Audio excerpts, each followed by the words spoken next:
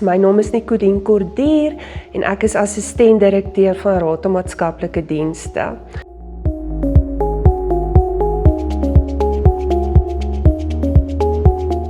Rata se visie is om mense van gebrokenheid tot heelheid te verander.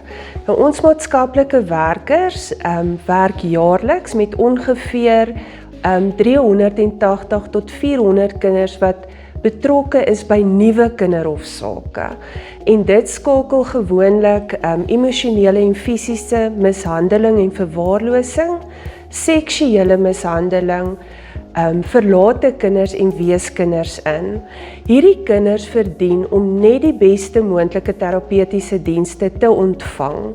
En die Kinderfonds maak dit vir ons moontlik om effektiewe terapeutiese dienste aan hierdie kinders te lewer en voor te verwys. So die Kinderfonds, baie dankie dat julle ons hande sterker maak om 'n merkbare verskil in ons kinders se lewens te lewer.